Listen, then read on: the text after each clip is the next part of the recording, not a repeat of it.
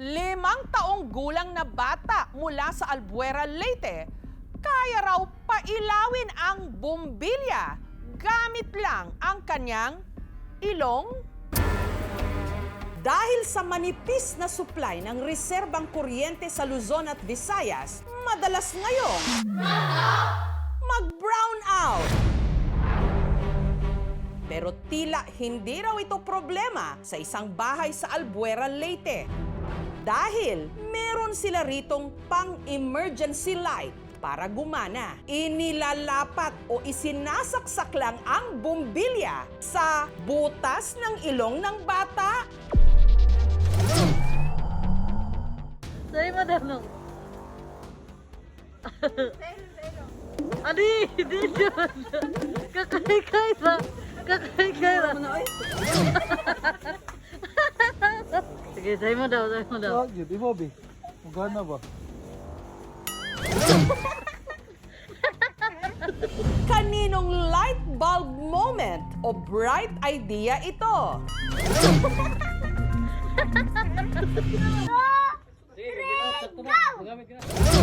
Ang batang kaya raw makapagpailaw ng bumbilya sa butas ng kanyang ilong. Ang napakabibo at 5 taong gulang na si Kaykay. Ang bumbilya nabili nila kamakailan sa department store. Inverter bulb o emergency light na kapag brown out, kusang bumubukas. Suksok na ako dako ilong. Ako itrayang kumusiga ba dere. Magana ba? Pag suksok na ako ta ilong kay nagsiga na pa. Itawa pa una ko superpower. Kamu kay wa. Kataon. Ang una raw nakakita sa tila superpower ni Kaykay, ang kanyang tita Jundina. Naisipan naming bumili ng emergency light bulb kasi kadalasan mababrown out dito sa amin. Ang ilan nilang kasama, tinangkaring pailawin ng bumbilya. Sinubukan ng papa niya, sa ilong din niya. Sinubukan ko. Hindi talaga, kahit saan ko inilagay, hindi talaga. Adi, hindi yun. Kakay-kay ba? Saksak ko sa ilong niya, ma'am. Parang yung saksakan ba? Kailan talaga gumana yung light bulb. Baka may voltage yung bata. Ayon sa nanay ni Kaykay na si Geneva, sadya raw talagang malikot ang imahinasyon ng kanyang anak. May makikita siyang, siguro curious siya, bigla niyang inilagay dito or dito. Kakay-kay ba? Namangha man na napapailaw ng anak ang bumbilya, pag-aamin ni Geneva, nangangamba siya. Natakot po ako, baka kasi anong mangyari sa kanya eh. Kakay-kay ba? Sabihan ko po siya, ma'am, na huwag niyang ulitin yun. Lalo na dito sa bahay, lahat ng bulb, merong switch. Di ba, Bi? Pero ano nga ba ang source of energy na meron si Kaykay? Para mabigyang linaw ang kakatwang pangyayaring ito, nag-imbita kami ng isang physicist at engineer. Ito na yung bulb. Okay, so ito na titising na natin kay Kaykay yung iilaw.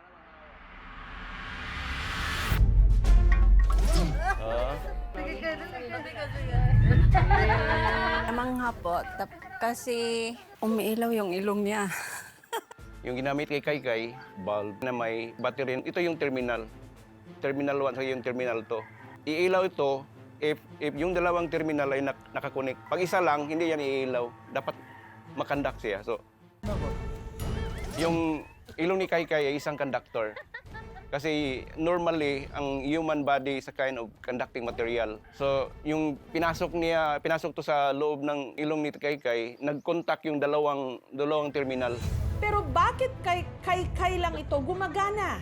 Umilaw yung bulb pag yung hinawakan ni Kaykay kasi nakita ko sa video na medyo may pawis siya. Kasi yung switch, tinatawag yan sa scientific na electrolytes. Ibig sabihin, yun ang nag-transfer ng mga molecules papuntang circuits. So, ibig sabihin, iilaw. Normally, ang bata, because of thin skin, yung resistance, maliit din. So, ibig sabihin, aakyat yung conductivity. Hindi napagana yung kuan ng ninong at saka yung tatay niya kasi ang skin niya is makapal.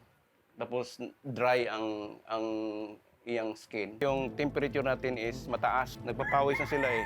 So, ngayon, papasubukan na natin sa pamilya ni Kaykay yung valve. At sa pagkakataong ito, bigla ring umilaw. Kita-kita natin na umilaw yung valve kasi yung liquid nandun sa body. Kapag pala nadikit yung dalawang terminal, umiilaw siya. Doon sa nagsasabi na hiramin niyo yung anak ko po, bili na lang po kayo ng emergency light po. Ngayong meron ng paliwanag ang mga eksperto, masasabi nating maliwanag na ang lahat.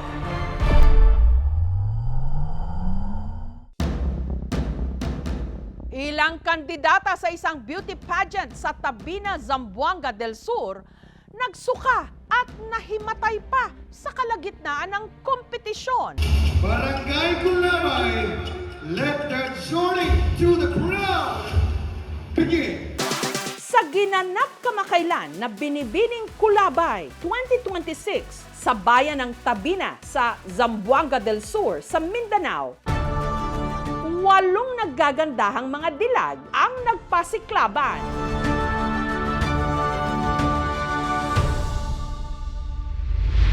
Pero pagdating sa Q&A, ang kandidatang ito, inalalayan na ng kanyang mga handler. Hello, candidate. Yung kumusta? Bigla raw kasing sumama ang kanyang pakiramdam. Grabe kabuhian na ba? Namimilipit na rin sa sakit ng kanyang tiyan. Positive change is always possible. Thank you. Bago pa man niya lisanin ang stage, tuluyan na siyang nawalan ng malay. At hindi siya nag-iisa dahil ng gabi ring yon, 3 iba pang mga kandidata ang nahilo at nahimatay rin sa kalagitnaan ng parehong beauty pageant. Ang itinuturong dahilan kung bakit sila'y nagbagsakan, isang nakalalasong orasyon o kung tawagin nila, palatay. Ako jandam na para iwas anak. Ano ang palatay? At sino ang may motibong lasunin ang mga kandidata?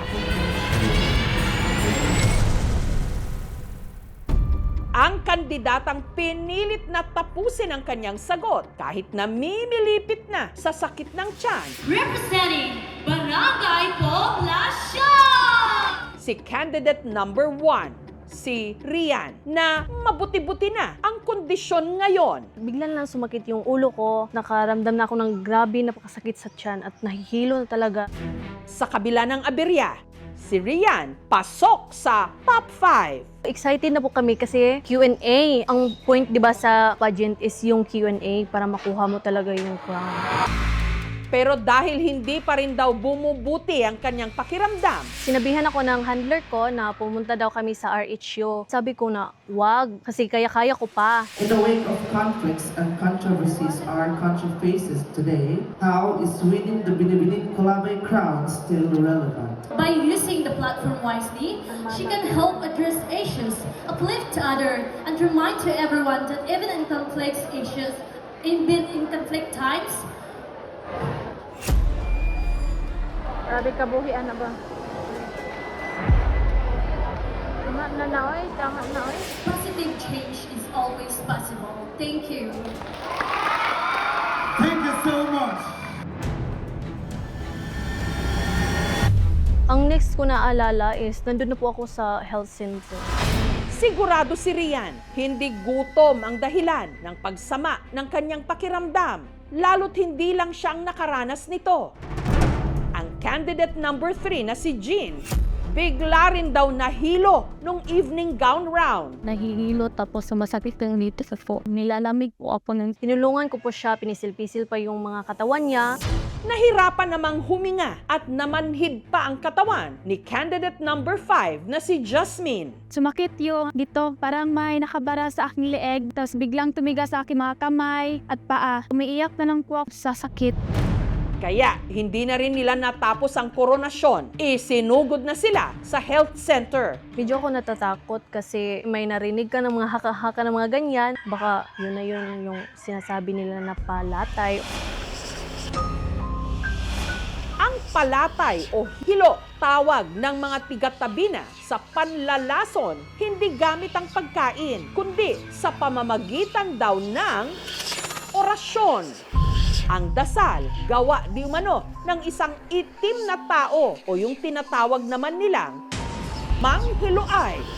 Tinuod lagi daw nang yun ana nga manghiloay. Naranasan mo guna sa ako ang banang. Titigan ka lang daw, tapos may effect na po. Ito ay ginagamit sa Visayas at sa Mindanao. Kwento-kwento doon sa amin na karamihan mga bata kasi yun ang gustong-gusto nila. Mas lumalakas yung kapangyarihan nila. Hinala ni Rian ang palatay na napunta kay Jean na ipasa sa kanya nung sinubukan niyang pisil-pisilin ang katawan nito. Pagkatapos kong hinawakan, bigla na lang ako nahilo. Parang connect na lang po sa amin. Pero sina Rian, Jean at Jasmine, wala raw maisip na manghiloay na maaring lumason sa kanila. Ang daming tao at hindi natin alam kung taga saan sila. Pero ang candidate number 6 na si Ayesha, naka-inkwentro raw ang sinasabi nilang manghiloay noon mismong coronation night. May lumapit sa akin na lalaki, naka-black lahat po. Inhipan niya yung shoulder ko po. Nung paglingon ko, sabi niya, may pulbo raw yung shoulder ko. Nilagyan yun ng pulbo ng handler ko para ma-match yung skin tone ko sa gown ko po. Ang tangkad niya ma'am ay nasa 5'5 po. I guess mga 40 plus. Matapos ang pag-uusap nilang yon, umalis na ang lalaki. Si Ayesha, nagawa pang rumampa. Ilang sandali lang nang hina na raw si Ayesha. Sunod na lang siyang nakita na binubuhat palabas ng venue. Pagkagising ko, na-shock po talaga ako ma'am. Bakit nandito na ako sa center? May oxygen na yung dito ko. Nung nangyari yung sa akin, doon na talaga tumapik sa isip ko na natotoo talaga may manghiloay ma'am. Kanya-kanya ring haka-haka ang mga residente kung sino ang manghiloay. Kung kinsay mga isog, i-name drop ang kinsa may manautay sa kulabay. Hanggang may isang tumalima. Naligaw lang yan sa kulabay, pero tiga-tungaw yan. Nataon lang na pumunta siya para makisaya sa kulabay. Pero ang akusasyong ito, hindi kinatuwa ng binanggit na barangay. Natingala ni dako, kaya dili may katawan sa tungaw. Dili na ingon ana ka mulaban sa mga tao nga nagbuhat sa dili maayo. Apela nila, hindi rin daw dapat ito ginagawang biro. Ang ngamuang barangay sa una, kaaging tao ay namatay diri. Di pusil, gipasangin lang siya nga manghiluay. Halos ang ngamuang katawan sa barangay na suko sila kay basin unya kung sila na po mao'y buhatan, nga patsyon ka lang, nga wa nilitigo, nga basihanan. Sinubukan ng aming team na kapanayamin ang nag-post ng komento pero tumanggi siyang magpa-interview. Samantala, ayon naman sa doktor na sumuri sa mga biktima, ang posible raw dahilan kung bakit sumama ang pakiramdam ng mga kandidata, hindi palatay, kundi anxiety kasi parang communicable siya. Di ba pag kinakabahan ka, tapos sabihin mo sa katabi mo na kakabahan din siya, na baka na-answer sila na question and answer portion na. Hindi naman talaga kami na-pre-sure kasi nagawa pa namin magjo-joke. Mahirap talaga ang magpuriba doon sa hilo. Wala mang kagustuhan sa nangyari. Hindi sila nagkulang na pangungumusta, pagpapakain. Inalagaan po kami ng maayos. Sa kabila ng komosyon, itinuloy pa rin ang pagdedeklara ng nanalo. Pero sino nga ba ang kinoronahang Binibining Kulabay 2026? Make some noise for your queen, Binibining Kulabay number 1! Walang iba kundi si Rian. May na-encounter ako na one of judges. Sabi niya na, wow, congrats! Kasi ako po daw yung nananalo. Si Rian, kinabukasan na nga lang kinoronahan. Kahit wala po ako sa stage, happy naman po talaga ako kasi din mo naman inaakala na yung sinagot mo, yun pala yung makapanalo sa iyo. Ika nga ni Miss Universe Philippines 2025 Atisa Manalo. I fell a while ago on stage. Kapag nadapa o sumakit man ang tiyan, Positive change is always possible. Thank you. dapat comeback stronger.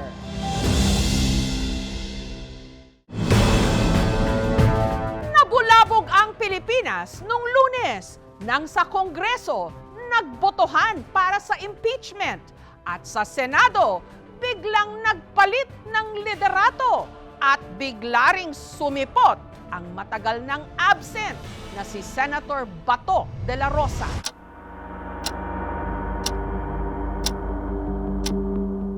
Meron na po mga operatiba ng NBI at ng CIDG ang pupunta dito para ako'y aristuhin.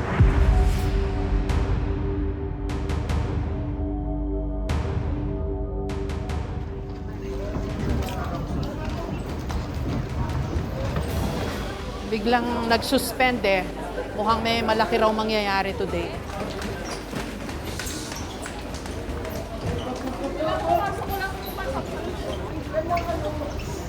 Yung mga taga-media, bigla hong nag-rush din po dito sa may labas lang. Marami ho kasing lumilipad-lipad ngayon ng mga balita na developments. Kailangan abangan dahil hindi ho natin alam kung anong mangyayari from here on.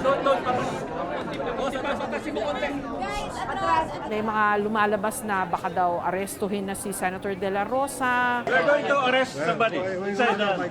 Sir, ano po? Ano po, sir? Sino, sir? Ano po, sir? We are going to arrest Sino po, sir? somebody. Sino, sir? Sino, Sino, sir? How can we do the operation with you? Please clear the area. Clear the area. Clear the area. 5 minutes.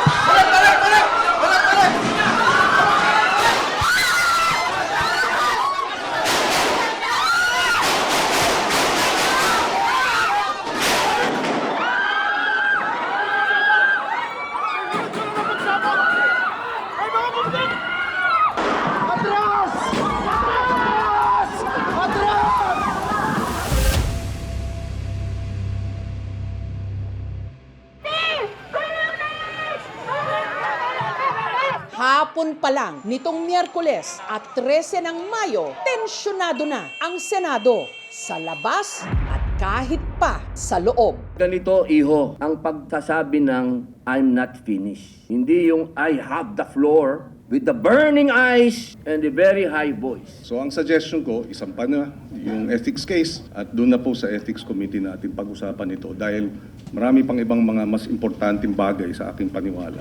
Senator Padilla. Oh, ma'am. Ano bang nangyayari? Ba't ba hindi kayo magbate? Ano ba? Mahirap makipagbati nang wala namang nag-apologize. On record dapat. Kasi on record niya sumigaw. Sinubukan naming kunan ng pahayag ang nakaalitan ni Senator Padilla na si Senator Kiko Pangilinan pero tumanggi siya.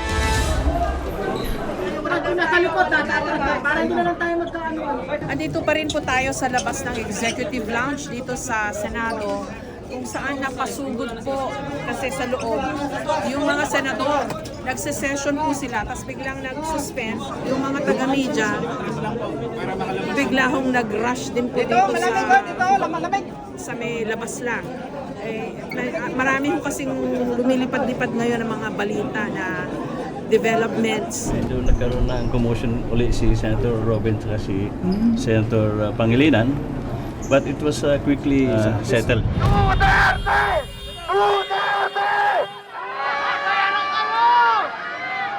Ang nangyayari sa loob ng Senado, nangyayari din dito sa labas. Katulad din ang nangyayari sa ating buong lipunan ngayon. Hati, may magkabilang grupo o panig. Nagpapalitan ng maanghang na salita. Nagkakagirian. Kukunin nila si Senator Bato de la Rosa. Hindi tayo papayag. Naniniwala po kami na dapat panagutan ang mga kasalanan sa bayan. Ito daw po ay nangyari.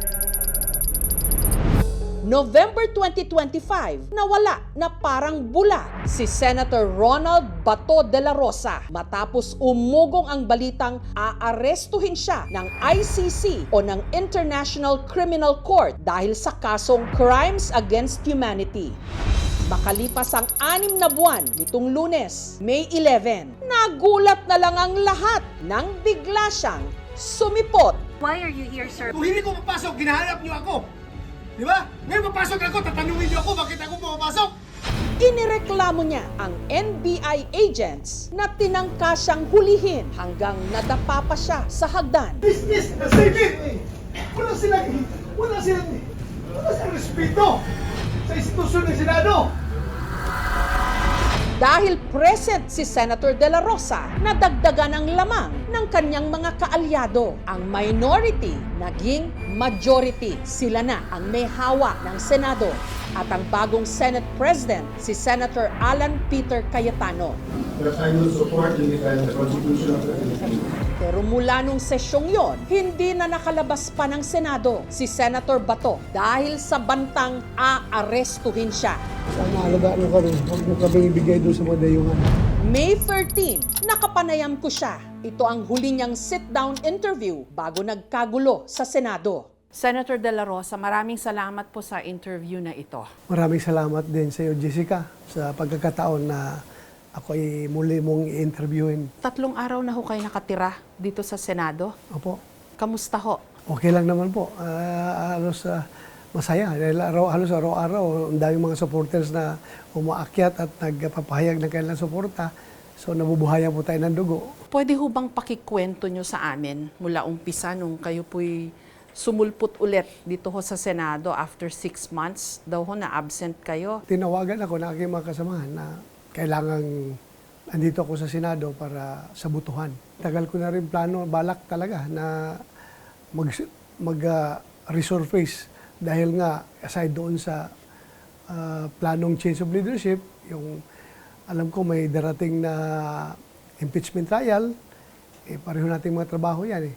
Tapos, pangatlo, yung nahihiya na ako doon sa sabi ng mga pupuna sa atin na sige tayo sa tanggap ng sahod galing sa gobyerno, hindi nagtatrabaho. Nagtatrabaho naman tayo, yung opisina natin nagpa-function, pero absent ka lang tayo. Pero ang aking pagmumonitor is distant monitoring.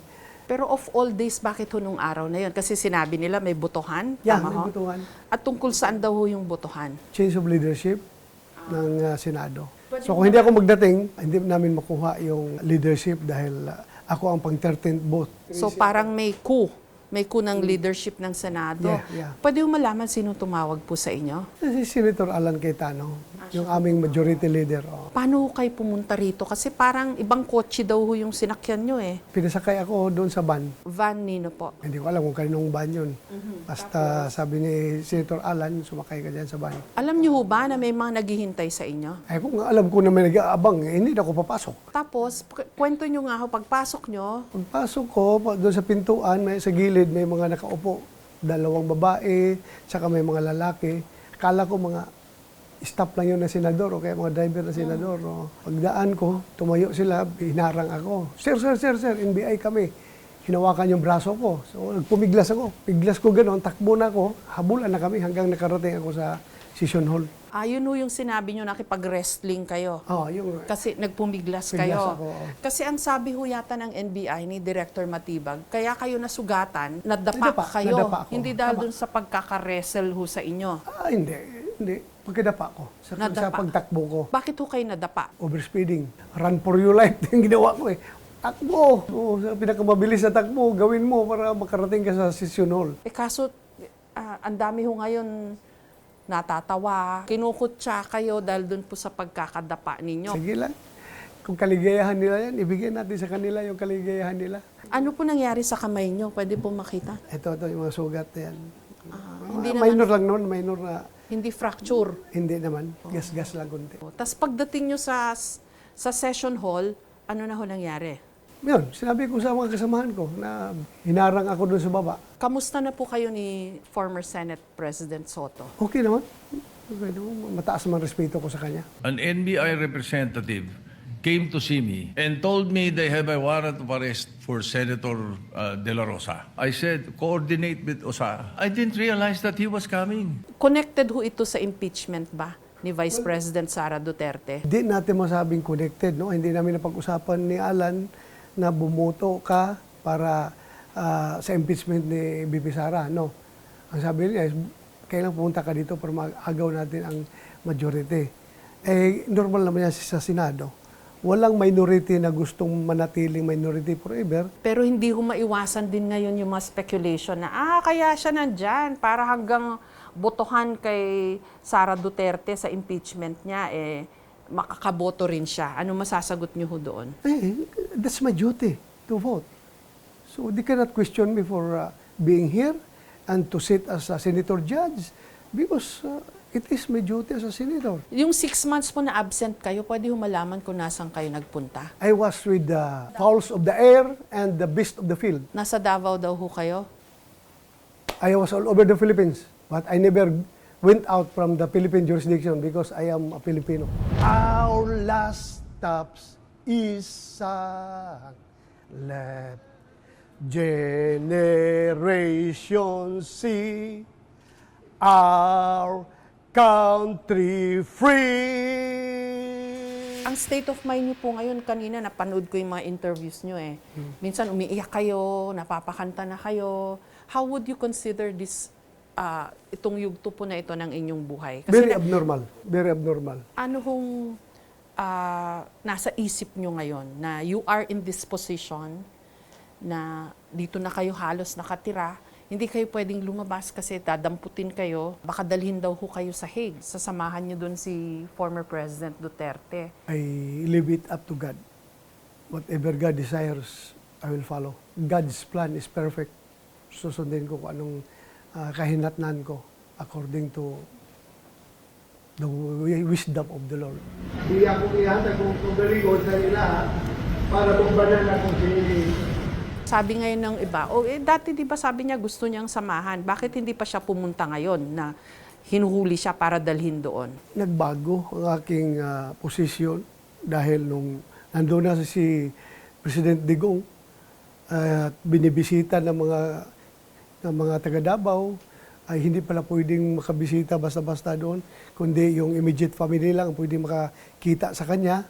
At kung halimbawa ako'y makulong doon, hindi naman garanti na isang silda lang kami at pwede akong bumisita sa kanya. There's no guarantee. So it defeats my purpose of going there. Kung ganun lang rin pala mangyari, hindi kami magkasama. Pero kung makukulong din ho kayo dun sa The Hague, dun sa ICC facilities, di at least magkasama ho kayo. Di ho ba yun ang gusto nyo? Sabi nyo dati. Depende kung magkasama kami sa silda. Magkasama kami, pero kung hindi, malayo, kahit nihaw-nihaw, walang magiging communication between us, it defeats the purpose nga. Qualify ko lang po, so willing kayo na magpakulong basta malapit yung selda ninyo kay Digong? Kung sigurado.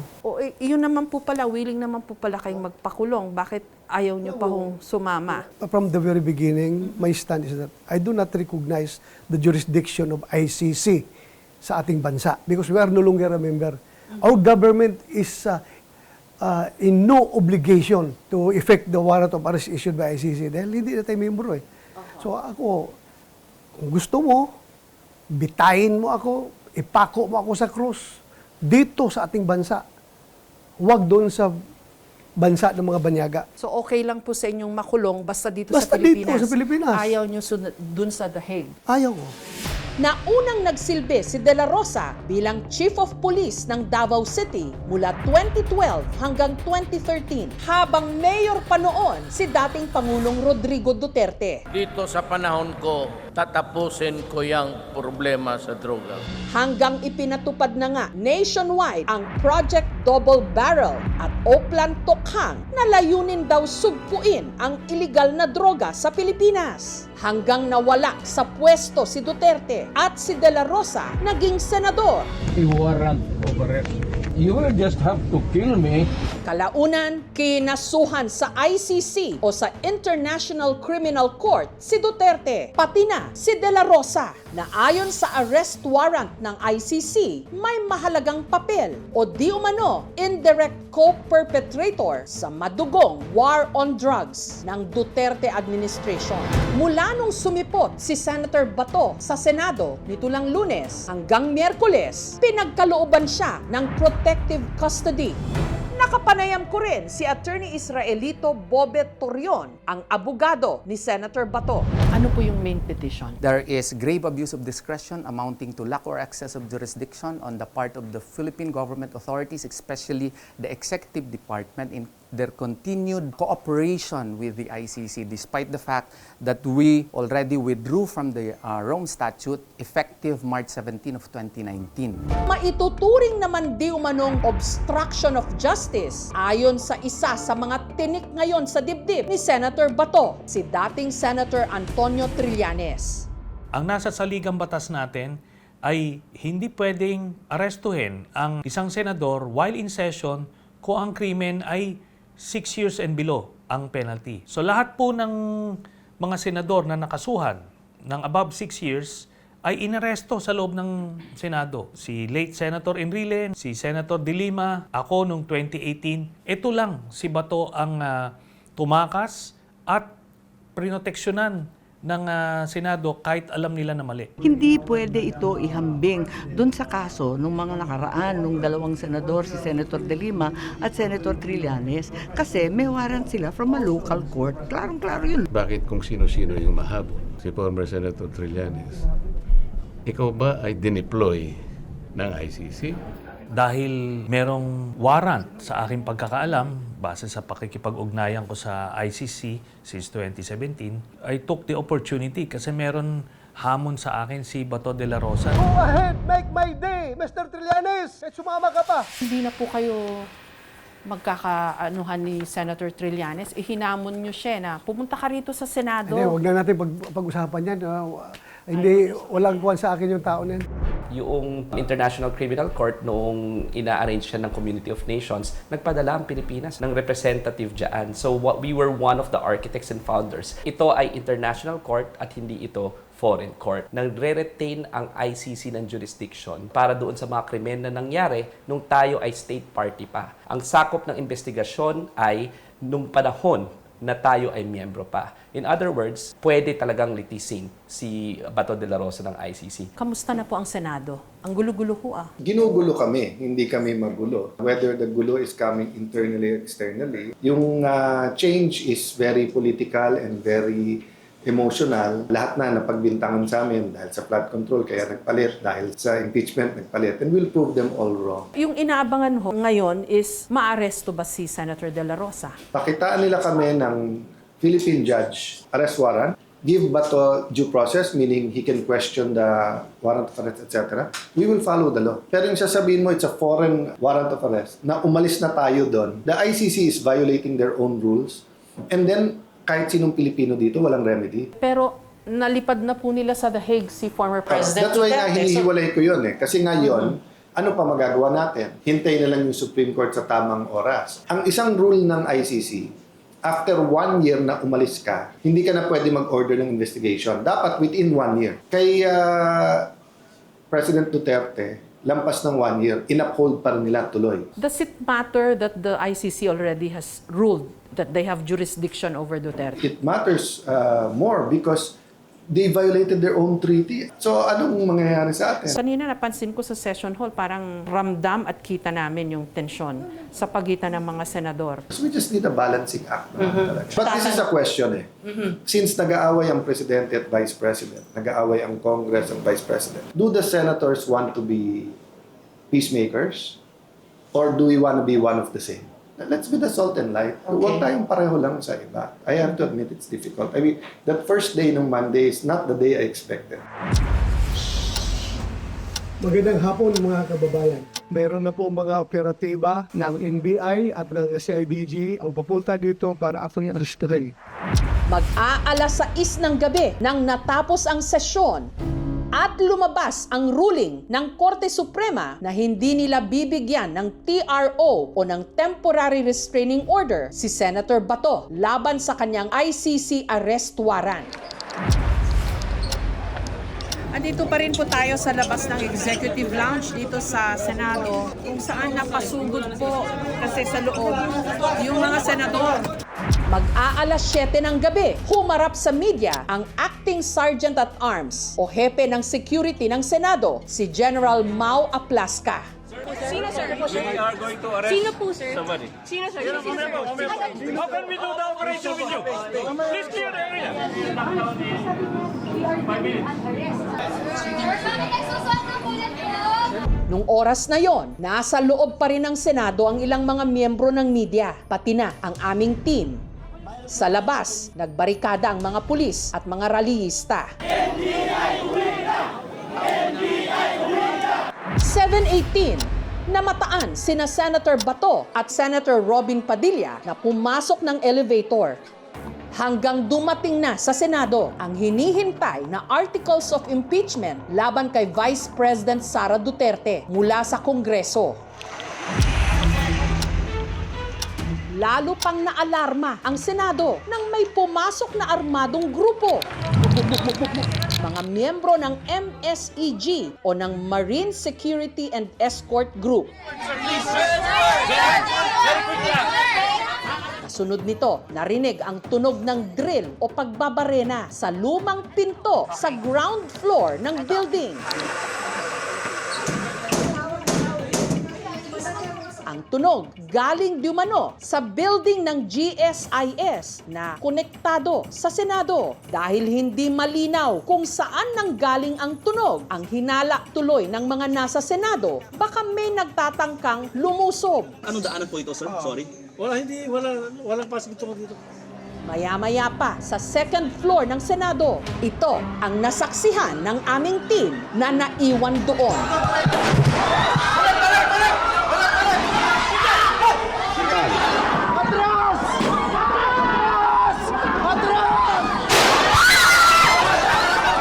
Tumindi pa ang tensyon nang biglang namatay ang ilaw na sinundan ng ilan pang putok ng baril.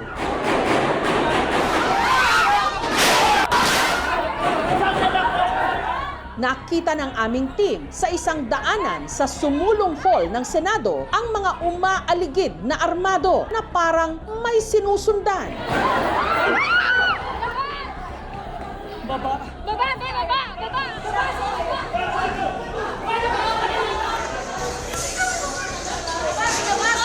Pinalabas ng building ang mga taga-media. Sa pamamagitan ng Facebook Live, nagbigay ng pahayag si Senate President Cayetano. We are allegedly under attack. My number one priority to secure the senators. I will not arrest Senator Bato, just to be clear. Sa ipinost namang litratong ito, sinabi ng mga senador na ligtas sila pero kapansin-pansing hindi nila kasama si Senator Bato. Itinanggi ni NBI Director Melvin Matibag na sa kanilang hanay nang galing ang mga putok ng baril. Wala naman po kami dineploy doon at wala namang utos na may aarestuhin po si Senator Bato. Wala pong instruction kahit na kanino na hulihin si Senator Bato. Sa isinagawang investigasyon ng PNP SOCO o Scene of the Crime Operatives, 32 bala ang nakita. Habang isinasagawa ang investigasyon, muling nakita si Senator Bato na nakipagkamay pa sa mga pulis. Nag-post din ang kanyang abogado na si Attorney Torion ng litrato, pruweba na nasa Senado pa raw si Senator De La Rosa. Pinakita ko nga sa inyo eh. Ito nga eh, o yan o, 12:13 a.m. o yan o. Sa investigasyon, inalam kung saan ba nanggaling ang tunog ng barena na siyang nakadagdag ng tensyon. Ayon sa NBI, GSIS ang nagsagawa ng pagbabarena ng pinto. Ginawa raw nila yon para wala roong makalusot. Tinatanggal po nila yung lock because the access from the Senate going to GSIS, yung susi po ang doon po sa Senate. Kaya raw nasa GSIS ang mga taga-NBI Lunes ng hapon at gabi dahil din hiniling ng GSIS ang tulong ng NBI para sa seguridad ng kanilang gusali. O saan? Ang pumutok sa amin si Aplaska. Inamin ng Sergeant at Arms ng Senado na si General Aplaska na siya ang nagpaputok ng warning shot. Sinalin po kung sino sila. Sumugot naman na they are NBI agents. Bakit kay Armando, ibaba niyo yung mga baril nyo? Instead of lowering down the firearm, tinaas po nila yung baril, kaya nagpaputok po kami ng warning shot. Ang malaking tanong ngayon, nasaan na si Senator Bato? Bandang 2:30 ng madaling araw nitong Huwebes, namataan daw si Senator De La Rosa kasama si Senator Robin Padilla paalis ng Senado. Mali yung word na escape. Di ba there's no warrant? So, he's free to go. Dahil dito, itinuturing na ring person of interest si Senator Padilla ng NBI. Kung yung ehekutibo ay ine-enforce ang warrant dahil wanted si Bato de la Rosa, considered siya as international fugitive kung hindi siya nagsusurrender, yan ay tinatawag nating obstruction of justice. Lahat itong nangyayari na to is magkakaugnay. Hindi nangyayari ang mga bagay-bagay sa politika out of nothing. Let's face the fact na lahat ng nangyayari ngayon, ang kanyang patutunguhan walang iba kundi 2028 elections. Tinatayang 6 to 30,000 ang bilang ng mga namatay sa gyera kontra droga ng Administrasyong Duterte. Isa sa mga nawala sa madugong gyera kontra droga ni Duterte, si Danilo, construction worker, mister ni Purisima. Siya yung breadwinner. Siya talaga yung naghahanap buhay sa amin. Ang trabaho ko lang din naman sa bandera. Gabi, noong August 3, 2017, nabulabog na lang sila nang may dumating na mga armadong lalaki sa kanilang bahay sa Caloocan. Pagpasok sa amin, nagmamakawa po ako. Kita namin na talagang hinangat na talaga yung Armalite para tutok na doon. Tapos yun, may putok na nangyayari.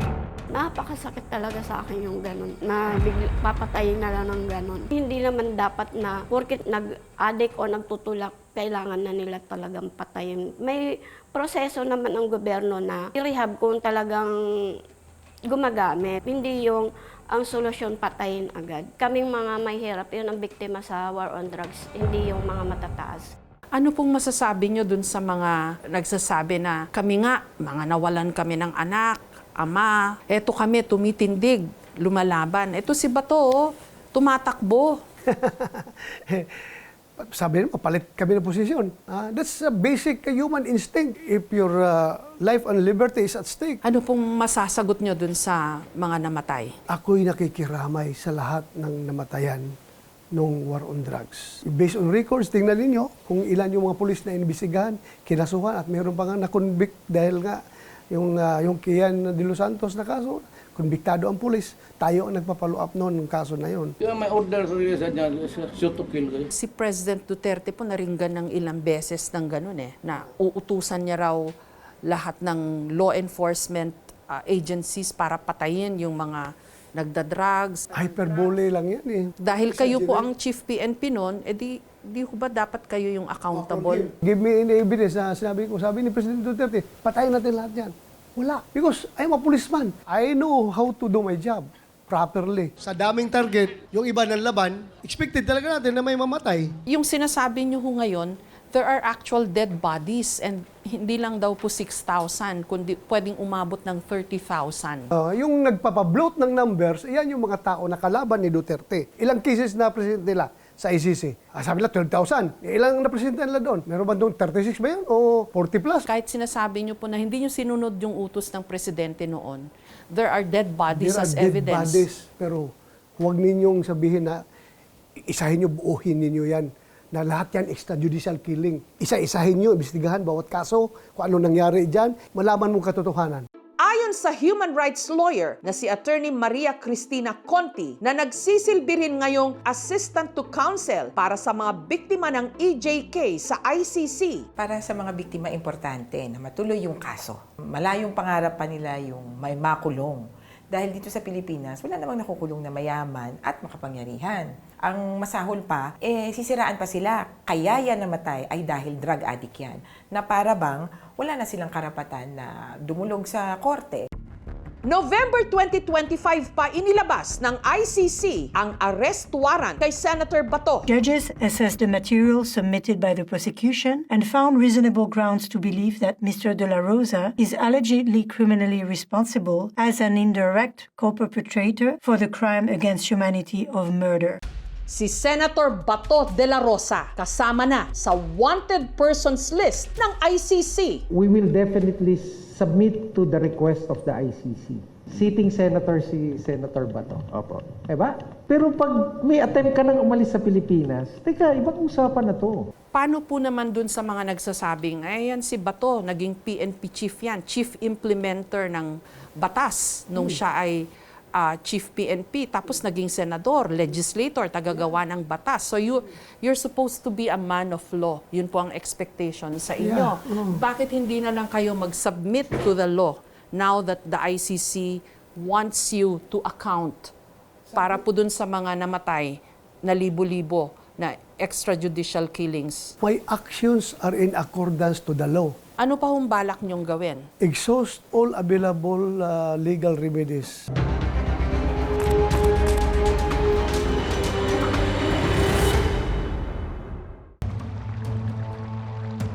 Magkaibigan, nanlamig habang naliligo sa Liang Cave sa Sorsogon. Hindi lang dahil presko ang tubig, kundi dahil sa di umano misteryosong nilalang na nagpakita sa kuweba. Sa tuwing namamasyal tayo sa mga ilog, gubat o kuweba, lagi tayong pinaaalalahanan na mag-ingat. Paniniwala kasi ng mga matatanda, ang kalikasan may mga naninirahan na hindi natin kauri. Gaya na lang ng navideohan kamakailan sa kuwebang ito sa bayan ng Gubat, Sorsogon, ang Liang Cave. Sa kuhang ito sa loob ng kuweba, makikita ang isang beshi na umaaura pa pero halos malunod sa takot. Nang sa gitna ng dilim, meron siyang napansin. Pares ng mata na nagliliwanag. Naniniwala ko na may nahunan kaming entity. Gray po yung kulay niya, tapos umiilaw po yung mata. Nilapitan na namin, bigla siyang lumubog. Hanggang ngayon parang palaisipan sa amin. Ang nasa video, si Ergie, hapon ng April 19, nang namasyal sila sa Liang ng kaibigan niyang si Cyrus. First time ko po na pumunta doon. Hinintay namin na mawala ng tao doon sa loob mismo ng cave. Nung wala na pong tao, doon kami nakapag-isip na pumasok. Sobrang dilim sa medyo loob na part. Yun nga lang, mahirap suyurin ang dulo ng Liang Cave. Ang daan kasi patungo roon, napakakipot. At dahil nasolo ng magkaibigan ang yungib ng mga oras na yon. Yung pagkakataon na makapag-picture-picture, mag-video. Nauna kong kuwaan ng video tsaka ng picture yung kasama ko. Pero nang si Ergie na raw ang binidyohan ni Cyrus, bigla raw siyang nanlamig. Hindi dahil sa tubig, kundi sa takot. Pagtalikod ko sa camera, nakita ko na parang umiilaw yung mata. Mata lang yung nakaahon. Nakatingin lang siya sa amin. Nakapirmi lang siya dun sa isang lugar na yon. Napalingon siya sa akin, tapos nagulat din ako. Tapos sabi niya, nakita mo ba yun, yung ulam? Ko nakita ko rin. Gray po yung kulay niya, tapos umiilaw po yung mata. Nang tangkain nila itong lapitan, lumubog po siya. Ang una ko pong naisip noon, baka tao na sumisisid. Naghintay kami na may lumabas. Halos mag-iisang oras, pero walang umaahon. Parang shokoy. Hanggang sa pag-uwi namin, di na ako makatulog kasi natatakot po ako talaga. Buong gabi po akong puyat, saka kaisip kung ano ba talaga yung nasa video. Mula nang buksan sa publiko ang Liang Cave taong 2016, si Lourdes na raw ang naatasang mga laga rito. Kami na po naglilinis araw-araw, nagbabantay. Ang tubig na dumadaloy sa kuweba, napakalinaw man, nababalot naman daw ng misteryo. Pag August hanggang December, di ba maulan? Kukunti ang tubig niyan. Ang pinaniniwalaan niyang nasa likod nito, ang di umano tagapagbantay ng kuweba. Pag umaga, doon na kami, naglilinis kami. Biglang lingon ko, may nakita ako. Nakatalikod siya, papunta ng kuweba, papasok siya. Tinitigan ko siya ng maayos, nawala. Sabi ko, ay siguro may bantay talaga dito. Tinatanong namin yung mga taga rito na mga ninununo, bakit tinawag nilang liyang? Yung mga nakatira nga dyan, yung daw pangalan, Liyang. Sa tingin ko po talaga si Liyang yun. Siguro natutuwa siya sa mga tao na nagbibideo. Gusto niya rin yung magpakita, siguro pinipili lang yung papakitaan niyan. At may pambihira rin daw itong katangian. Naniniwala po ako na nagbabago ng anyo yung mga elemento. Ngunit wala raw dapat ikatakot sa tagapagbantay dahil may mabuti naman daw itong kalooban. Walang nadidisgrasya. Siguro binabantayan niya kami. Samantala, sina Ergie at Cyrus, binalikan ng kuweba kung saan nila na-videohan ang makatindig balahibong video. Bali nakita po namin yung elemento doon sa may bandang dulo po ng kuweba. Sa pag-asang matukoy kung ano ang nilalang na nakita nila, sinubukan ng aming team na pasukin hanggang dulo ng kuweba.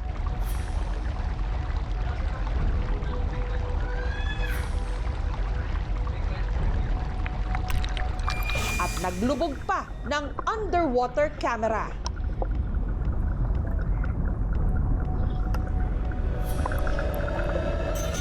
Ngunit wala silang nakita. Ang mga isda lang doon is commonly maliliit lang. So hindi naman yung naglalakihang isda. Malamang sa malamang, hindi po yun isda. Hindi naman po siya edited dahil consistent naman po yung mga pixels niya and nagbe-blend naman po yung mata niya sa mismong video. Ang nakita po natin sa video ay possible is galing sa mga reflective na surface do sa loob ng cave. Dahil malinaw po yung water niya, may external lights po silang gamit. Mostly, galing po siya sa mga bato. Nagliliwanag siya sa mga bato. So, natao siguro may dalawang magkatabing bato. So, nagmumukha siyang mata. Bukas pa rin naman po kami sa kahit anong posibilidad sa kung ano ba talaga yung nahagip ng camera. Basta po ako, naniniwala po ako na may ibang elemento doon sa kuweba. Tayo mga Pilipino, sanay na sa ganyang paniniwala na inuugnay natin ang mga hindi mapaliwanag na mga bagay-bagay sa supernatural. Kung hindi tayo nasasagot ng mga naituro sa atin sa eskwelahan, pumupunta na lang tayo doon sa mga paniniwala dahil nakakapagbigay yun sa atin ng sense of comfort. In-upload ko yung video na yon hindi para takutin yung mga tao, para ibahagi or i-share lang kung ano yung na-experience ko sa Liyang Cave. Pero gusto ko ding malaman nila, worth it pa din pumunta sa Liyang Cave. Sa bawat silip mo sa dilim, may kapalit na titig. At minsan, lumulubog sila sa paningin pero hindi umaalis. Patuloy na nagmamasid.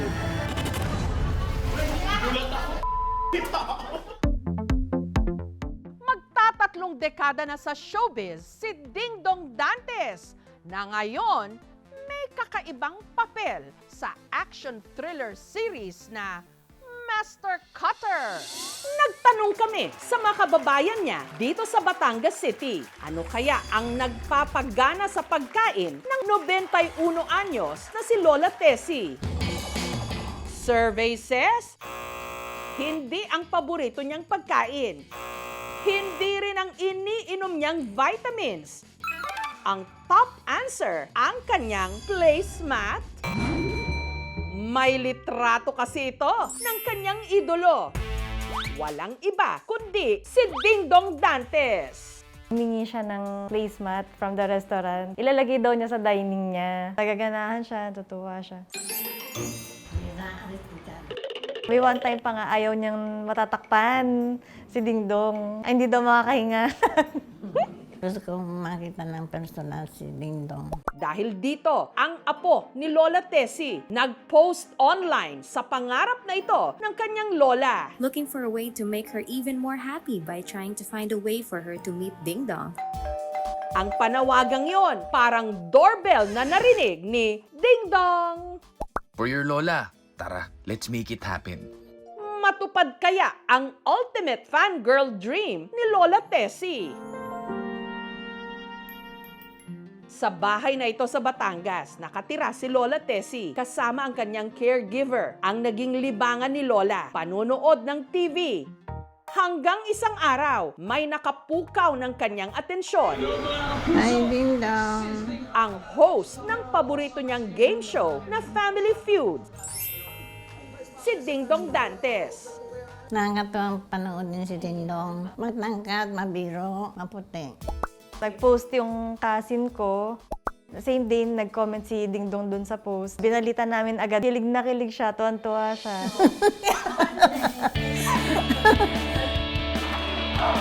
Ano kaya ang mangyayari sa pagkukrus nila ng landas ni Dong?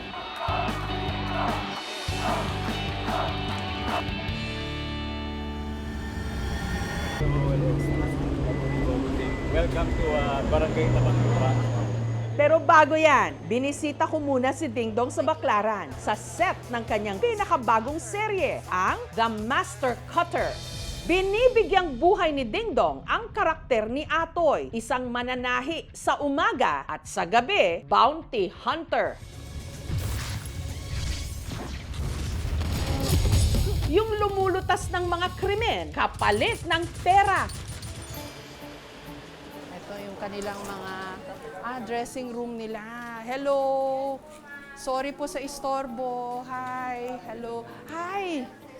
Hi, Ma'am Rio. Kamusta po kayo? Pasensya na po kayo sa istorbo. No worries po. Salamat sa pagbisita. Hi, thank you. Thank you. Erika, thank you. Hello. Hello. Hi, ma'am. Kumusta po kayo? Good to see you. Good to see you po. Upo kayo maayos. Ma'am Jessie, Ay, yeah, kilala Max and kita. Max. Yeah, hello. Hello, hi, Max. Hello. At espesyal din ang taong ito. Magtatatlong dekada na sa showbiz, si Dingdong Dantes. Bakit hindi nagbabago ang yuwa niyo pag nakikita mo? Wow, Dingdong! Almost 3 decades. Almost. Opo, malapit na. Anong pakiramdam na almost 30 years ka na sa industriya? Grabe, Ma'am Jess. Naalala ko nga kasi, isa sa mga unang show ko, actually, unang show ko ay ang TGIS. Yung director po ng director ng Master Cutter, si Direk Dominic, siya rin po yung unang director ko. Sabi nga, Direk, tama bang ganito halos 30 years na pala tayo magkakasama? Parang hindi. May bagong insight, may bagong experience. So parang parating may bagong excitement. Heto interesting trivia sa'yo. Sabi lang sa akin, halos 30 years na po si Dingdong or almost 3 decades. Yeah. Pero hindi niyo raw maalala ng manager mo kung kailan ka eksakto nag-start? Oo eh. Sabi, kailan ba talaga? Bakit? Parati ko sinasabi nung 18 ako. So, basta parati ko iniisip na 18. Pero nung nagtatanong-tanong ako sa kasamahan ko, parang even before that. Dahil officially, yung TGIS, 1997. So, baka nga mas maaga pa doon. So how young were you then? I was 17. Noon pa lang pala nagdo-double life na ako kasi working student ako noon eh. Ateneo, di ba? I was in high school and then at the same time pumasok ako sa pagiging aktor. Paano ka napunta sa showbiz? So, commercial muna. My name is Dingdong Dantes. Dingdong. How old are you, Dingdong? I'm 7 years old. Tapos yung pinsan ko na galing Iloilo, si Arthur Solinap. Sumali siya sa dance group, yung Abstract Dancers. So, niyaya niya ako doon. Meron akong fear na baka makutsa ako. Pag medyo sikat, binubuli. So, never-hurt nga ako noon. Sabi ko, ba't kaya ganun? So, pumasok ako. Sabi ko, sinubukan ko.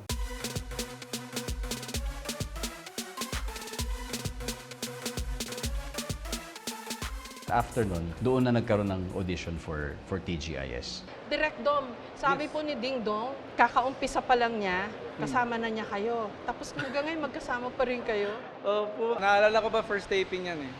Pati yung buong audition. Kailangan ko ba ikwento? May nag-audition ng gumagayon lagi. Oh. Direct, meron tayong Iñaki. May panama ba yan kay Patrick Garcia? Direct, mas pogito ko yan. Kay Patrick Garcia. Andyan na ako, sabi ko. Kita ko, meron dun parang lalaking kala mo naliligo sa gatas. Pero ganyan ang ganyan kami. So ano pa siya noon? Uhugin pa siya noon, literally. Ano pong pakiramdam na you're still working with him almost 3 decades on, later on? Honestly, you don't feel the time pass by. Kapag kasabay mo, hindi mo nakikita yung speed eh. To be honest, I don't realize his magnitude. We're friends, ganun kasi kami nagsimula, wala rin director, artista. Basta we're all just working together here. Na-realize ko lang yan in one of those events. Nung in-announce yung lineup ng Netflix for 2026, tapos kasama yung master cutter, si Dong lang ang pumunta. And then we stepped into the room, tapos nakita ko lahat, all heads turned. Sikat to ah. Ang weird, Direk, Ang weird, Direk, Hindi nyo alam na sikat talaga siya? Hindi mo na inisip, kasi kung isipin mo na ako, malaki ito, matataranta ka eh. Anong sikreto ni Ding Dong Dantes? Forever a student of the craft. O sige, magpakabait ka. Anong mga realizations mo about this industry that you're in? At yung the craft that you were given? Peculiar and very unique situation. Kasi di ba, ngayon ang era ng digitalization, globalization, so suddenly everything is available online. So in the advent of all these, there are also challenges, but there are also many opportunities. Kagaya nga nitong Master Cutter, hindi lang siya papalabas sa TV, kung hindi sa Southeast Asia.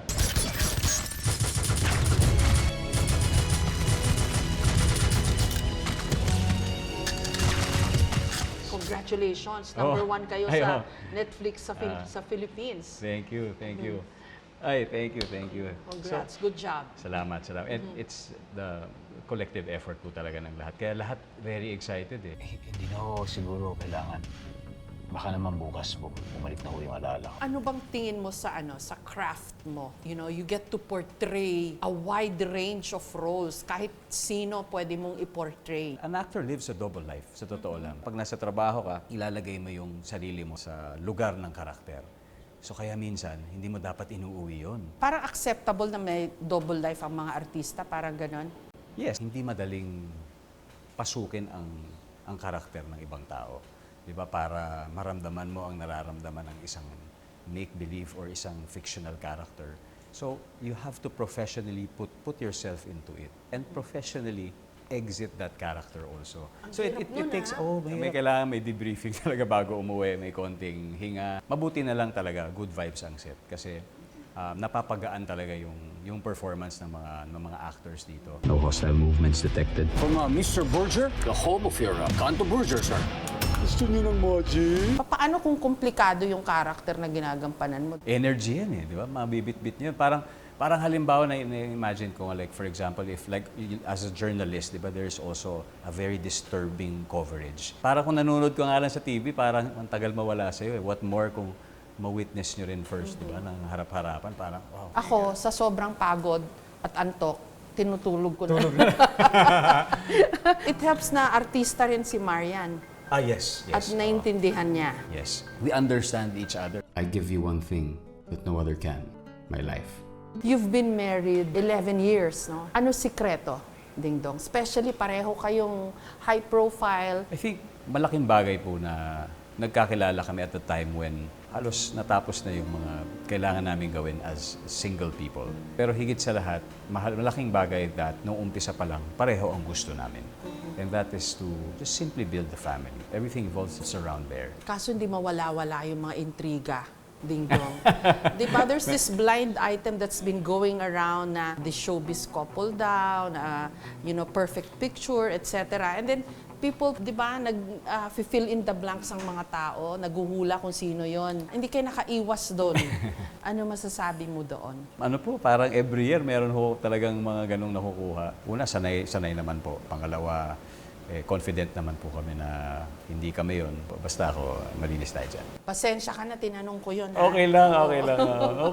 Matagal na ho kami magkakilala ni Ding Dong. Grabe, ma'am, I just want to say, yung mga milestones sa buhay namin. Ding Dong and Marian Nantes. Lahat yun natutukan ko. Ngayon ko lang i-reveal to. Minsan, binigyan ko rin ng unsolicited advice si Ding Dong. Nung akala ko, nababasa ko, papasok siya sa politika. Sabi ko, huwag kang pumasok, ang gulo-gulo. Diba? Ay, naku. Ngayon, tanong ko pa rin sa'yo yun ngayon. May balak ka pa ba? Malinaw po sa akin na ang focus ko talaga ay dito sa industriyang ito, dito sa pagiging aktor. Wala kang balak? Wala po. Ibinubuhos din ngayon ni Ding Dong ang kanyang oras sa pagtulong sa kapwa at sinimulan niya ito sa kanyang mga nakakatrabaho mismo. Siya ang tumatayong chairman ng Actor PH o League of Filipino Actors, organisasyon na layong protektahan at suportahan ang kapakanan, karapatan, pati na career development ng mga aktor sa Pilipinas. Pati na ang iba pang mga nagtatrabaho behind the cameras sa pelikula at sa telebisyon. Ba't mo ba naisipan yon? Una, hindi lang naman po akong nakaisip noon. It was a collective effort of a group of actors. Nag-umpisa siya kasi nung panahon ng pandemic. Nung panahon na marami tayong mga uncertainties, marami tayong tanong sa industriya, sa sarili natin, sa kalusugan, maraming fears. Pero higit sa lahat, noong conversations po na yon, doon nangibabaw yung mga hopes. Ang sarap lang ng pakiramdam na kabilang ka sa isang community ng mga taong nagmamalasakit. Again, thank you kasi yung mga malalaking artista katulad mo, they don't have to be thinking about these things, di ba? At ang kagandahan ngayon, nakikita rin natin yung ibang groups really working together. Tapos na ang laban. Nagawagi ang kabutihan laban sa kasamaan. Ang lahat ng tagumpay na tinamo ni Ding Dong sa nakalipas na halos 3 dekada, Mahalaga sa akin to. utang niya raw sa kanyang fans, gaya na lang ni Lola Tessie. Paano kayo nagkakilala? May nagpadala sa akin ng isang screenshot. Sabi ko, baka pwedeng dalhin natin siya dito para mapanood talaga niya ng live. Kinontak ng team namin. Lumipad ang aming team. Nakontak. Yung team pumunta ron. Kaya inimbitahan na nga ni Ding Dong si Lola Tessie sa taping ng Family Feud, kung saan hindi lang nakapanood ng paborito niyang programa ng live si Lola. Naka-face-to-face pa niya ang kanyang ultimate idol, si Ding Dong Dantes. Medyo huwag kayo masyadong malabigan. Meron po akong jacket para sa inyo.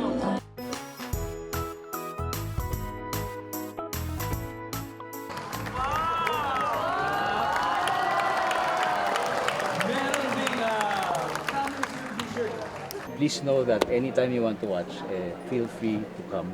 Then welcome na welcome po kayo. May picture siya sa aking table, 2. Tuwan-tuwa po si Lola kasi madaming binigay sa kanya si Ding Dong. Binigyan po siya ng 3 boxes ng gatas, madaming placemat. Tuwan-tuwa ako, binigyan niya ako niya. Natapos ang wish ko. Mga 1,000 episodes na nagagawa namin sa Family Feud. Naisip namin, ito pala talaga yung resulta talaga ng binibigay nating saya sa lahat ng manonood araw-araw. Ding Dong, you know, I see a good-looking man in front of me with happy and perfect marriage with Marian, and you have 2 beautiful kids. Parang lahat perfect sa'yo. Ang tanong ko sa'yo, downright very personal, may hugot ba si Ding Dong Dantes? Alam mo yung tinatawag ni Ricky Lee, yung national artist natin, na bubog.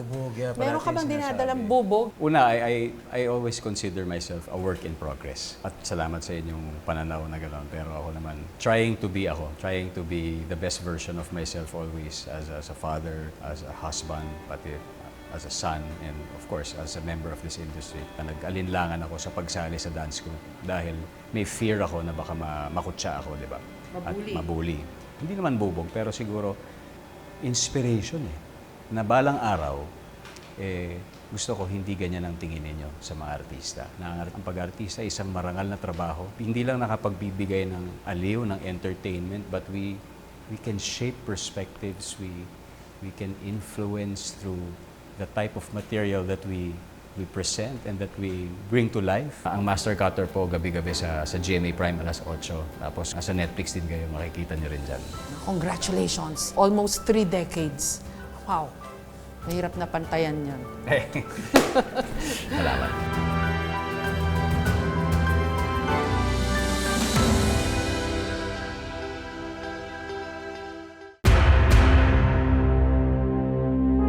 Ambergris, yan ang tawag sa suka ng balyena na ginagamit din sa paggawa ng mga pabango.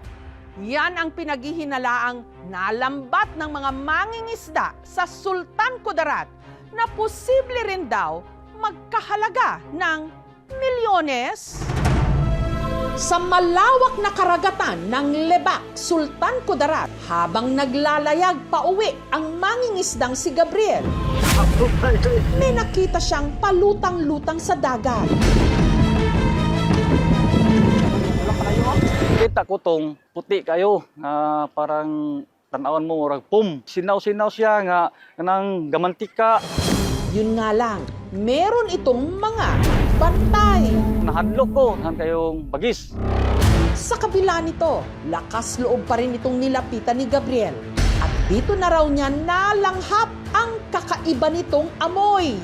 Tapos na may amoy ko nga perfume, nga langsa. Agad siyang kinutuban na ang nakita niya na sa tansya niya nasa 200 kilos ang bigat. Hindi basta-basta. Nakita man ako sa kasuho, muna nga, nana, ingon ko, positiban siya. Ang hinala niya kasi, ito raw ang napakailap na suka ng balyena o kung tawagin, ambergris. So, magkaingon ka na, milyon-milyon, anak. Ang problema, paano ito maiuuwi ni Gabriel? Nahadlok ko, nang kayong bagis. Anak ng pating. Dahil hindi kaya ni Gabriel na maiahon ang hinihinala niyang ambergris, iniwan muna niya ito sa laot. Uli ko, nagwa ako og back up. 4 po kami nagbalik sa laot.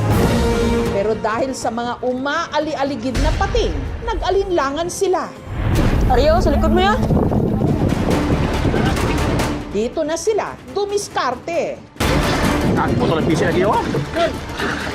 Nakatatlong tali kami. Sobrang laki ang mga pating, sir. Kumain. Siyempre kami natakot kami. Baka ang bangka namin ba, baka kainin ng pating ba. Hanggang sa nahila na nila ito at nadala sa Pampang. Sobra ka ba daw nakapagpanalo sa luto? Nagtulong-tulong kami para maahon lang yun. Naari o ginaar, sana nila ang milyon-milyon. Ako na yung gamit ng mga bangka, panlog pa kayo. May nabilid pa gani diri Cebu po. Ano siya May na tangsang. Mas lalong lumakas ang kanilang hinala na lehitimo itong ambergris. Dahil nito lang Marso, meron daw 54 feet na sperm whale na na-stranded at namatay sa katabing bayan lang sa Kalamansig, dito pa rin sa Sultan Kudarat. First time po ito nakita dito. Nandiri ako nung una. Ito ba yung mahal na mabaho? Sako nagtuog ko ang ambergris to. Ingon ko, parang himala nga, kaiba siya ba? Kinaumagahan, dahil sa nakakasulasok nitong amoy, napagdesisyonan ng barangay na ilibing muna ang diumano ambergris. So, nagpermiso po tayo sa BIPAR na ilibing po pagsamantala yung suka ng balina o ambergris. Pero sa parehong araw, hinukay itong muli ng mga otoridad at dinala sa bayan ng Isulan para suriin. Doon po malalaman kung ito ba ay nagtataglay ng katangian ng isang di umano ambergris. Kapag napatunayang ambergris nga ang nakita sa laot, umaasa si Gabriel na baka ito na ang mag-aahon sa kanya sa kahirapan. Base kasi sa kanyang pagsa-search online, ang bentahan nito nasa 300,000 pesos daw kada kilo. Kaya kung 200 kilos ito, maaaring pumalo ang presyo ng 60 million pesos. Naari o ginaar, sana nila ang milyon-milyon.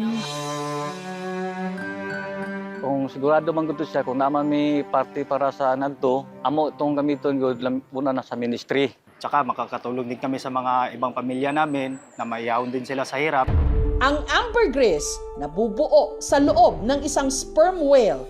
Pag ang main diet niya ay mga giant na squid na pwedeng magasgas yung tiyan nung sperm whale. Binabalutan niya to ng isang substance na medyo waxy na galing sa gallbladder niya. Ito yung nagbabalot doon sa tuka na magiging ambergris. Pero may dalawang uri na ambergris nga itong age na siya sa dagat ng ilang taon. Parang bato na siya, hindi siya illegal i-possess at i-trade. Hindi kasi siya considered byproduct, pero yung sariwang ambergris na mukhang galing pa sa katawan, considered byproduct siya, which is covered by yung Philippine law. Kaya mahal ang bentahan nito dahil ang ambergris ginagamit sa perfumery o paggawa ng mamahaling pabango at bilang fixative o sangkap na nagpapahaba ng kapit ng amoy ng pabango sa katawan. Nasa custody namin for safekeeping lang. Ang akong ampo kasi gito, mapositive siya nga suka sa balina. Nakipag-ugnayan ang aming programa sa BIFAR para maipasuri ang pinaghihinalaang ambergris. Mula Maynila, nagpalipad kami ng isang marine biologist papunta ng Sultan Kudarat. At sa unang pagkakataon, bubuksan ang container van kung saan nakatago ang pinagsususpetsahang ambergris. Ito na nga kaya ang mag-aahon sa mga mangingisda ng Sultan Kudarat mula sa kahirapan. I could already ascertain. Ano siya? May mga kababayan nga kaya tayong papaldo. Alamin sa aming pagbabalik. Naari o ginaar, sana nila ang milyon-milyon. Ang naiuwi ng mangingisdang si Gabriel mula sa karagatan ng Lebak sa Sultan Kudarat. Hindi toneladang isda, kundi ito. Nakakipotol ang pisi lagi, oh. Oh my God, ano yan? Laki. Sobra ka ba daw nakapanalos sa luto? Sinaw-sinaw siya nga ng gamantika. Hinala niya, posibleng ambergris ito o suka ng balyena na sangkap sa mamahaling pabango.